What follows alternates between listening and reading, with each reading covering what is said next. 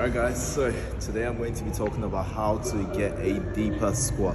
So first of all, you want to get a nice little warm up in, even if it's just body weight warm up. And by this time you want to ensure that you can still squat at least below parallel with your body weight. If you can't, jump on the machine, jump on the treadmill, jump on the bike, that's fine, to get that warm up in. Next up, we want to loosen up our quads as well, because they can be a little bit tight. You can grab the bar and give the nice roll. Now this is only if your quads are tight, you're pulling on your knees, and keeping that tightness is actually inhibiting your depth of squat. So that's one. If you don't have a bar, what else can you use? If you don't have a bar, you can use a foam roller and lay on top of the foam roller instead to loosen up. Alternatively, you can also use a massage gun to loosen up your quads too.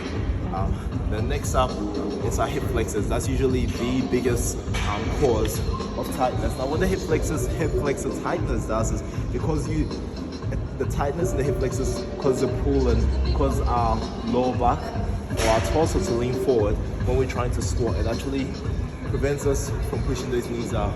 Now the biggest thing when you want to get that depth in squat is driving those knees out, rotating those knees out. That becomes hard, especially when you've got a lot of weight on your back. So here are a few exercises that can help loosen up the hip flexors before we get into a squat. The first one is our general hip flexor stretch.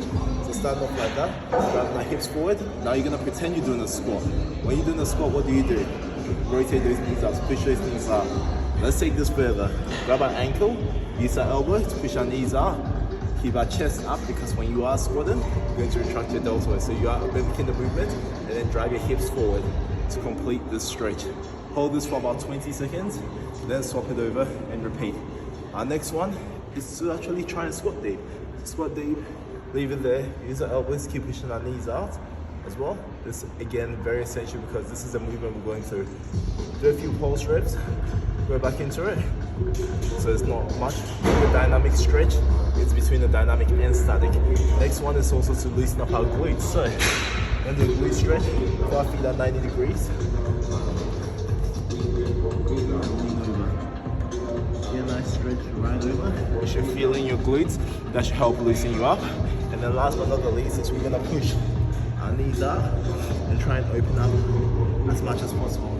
Now you probably want to put a towel or something on the ground so your knees don't hurt while you do this. And then to take this even further, open up. Okay, open up. While you are here doing this as well, make sure you retract your deltoids, keep your chest up. Again, these are the movements that are needed to get a nice deep squat. I was gonna squat with this bar, but Kay's only put one on here. I'll quickly take this over. Oh, sorry. I'm going to do a high bar squat. Keep my chest up, get into position. Make sure the knees are up, and we're going to go down very slowly. Chest up, and your body sink right into it. Now it's a lot harder to squat without weight than it is to squat with weight. So if you can successfully squat without weight, then you're laughing. I hope you guys enjoyed this. Leave in the comments below if you have any more questions. Let's get this, fam.